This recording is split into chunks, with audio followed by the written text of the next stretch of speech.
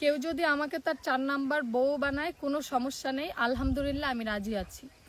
সুপ্রিয় দর্শক, ক্যামেরার সামনে একটি ছোট্ট বোন রয়েছে, তার জীবন গল্প আজ আমরা তুলে ধরবো। আসসালামু আলাইকুম আপু। ওয়ালাইকুম সালাম। আসসালামু আলাইকুম। ওয়ালাইকুম আসসালাম। কেমন আছেন বোন? আমি তো, আপনারা তো দেখতেই পারতেছেন, আমার তো ভালো থাকার কথা না, আমি তো ভালো নেই। আপনার নাম কি বোন?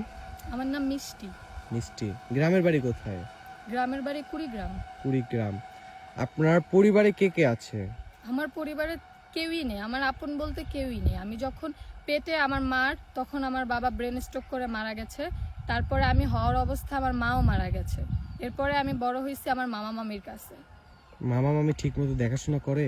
মামা মামি এখন ঠিক মতো দেখাশোনা করে না। এখন আমি বড় হয়েছি, তারা আমার থেকে বলে, আমাকে বলে ইনকাম করে এনে তাদেরকে টাকা পয়সা দিতে, বিয়ে শাদী করতে চাপ দিতেছে। ও আচ্ছা আচ্ছা। এবং ঠিক মতো খাইতেও দেয় না। আমি তো ভুলেই গেছি আমি কবে গরুর মাংস দিয়ে ভাত খাইছি।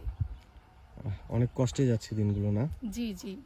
আচ্ছা, প্রতিবেদনের মূল উদ্দেশ্য কি আসার জন্য? প্রতিবেদনের মূল উদ্দেশ্য হচ্ছে আমার আপনাদের কাছে আসার জন্য যে আমি একজন ভালো মনের জীবন সঙ্গী খুঁজতেছি, যে আমাকে হচ্ছে 3 বেলা ঠিকমতো খাবার দাবার দিয়ে পরিপূর্ণভাবে রাখতে পারবে, ভালোবাসতে পারবে, শুধু এরকম একজন মনের সঙ্গী, আর কিছুই না।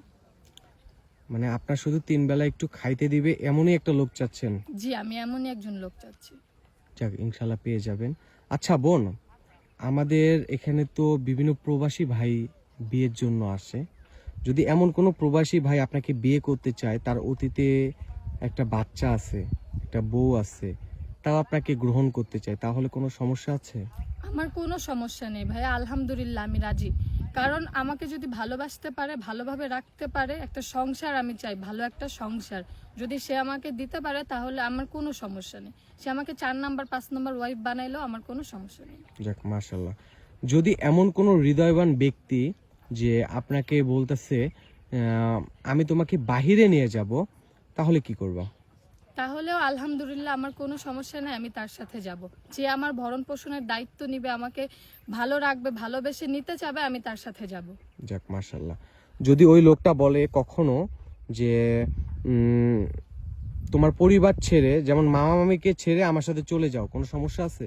আমার কোনো সমস্যা নেই, কারণ আমার মামা মামি এমনিতেই আমাকে দেখাশোনা করে না, তারা এমনিতেই আমাকে তুচ্ছ মনে করে। তো আমি তাদেরকে ছেড়ে যেতে পারবো, কোনো সমস্যা নেই, তারা এমনিই আমার খোঁজ নেয় না।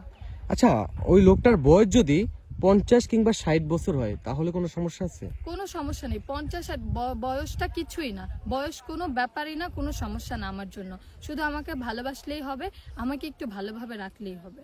যাক, মাশাল্লাহ। আচ্ছা বোন, আপনার পার্সোনাল নাম্বারটা দিয়ে যান আমাদের। আমার তো কোনো ফোন নেই, পার্সোনাল নাম্বার তো দূরে থাক, আমার তো একটা বাটন ফোনও নেই। আমাকে এখানে আপনাদের আপু নিয়ে আসছে, আর আপু বা আপনার কাছে, আপনাদের সাথে যোগাযোগ করলে আমাকে পাবে, এছাড়া আমাকে পাওয়া যাবে না। সুপ্রিয় দর্শক, আপনারা এই বোনটির জীবন গল্প শুনলেন। খুব অল্প সময় কারো জীবন গল্প তুলে ধরা যায় না। যদি কোনো হৃদয়বান ব্যক্তি এই বোনটির সাথে যোগাযোগ করতে চান, ডিসপ্লেতে দেওয়া একটি নাম্বার রয়েছে, ইনশাল্লাহ আপনারা যোগাযোগ করেন, আমরা যোগাযোগ করার ব্যবস্থা করে দিব।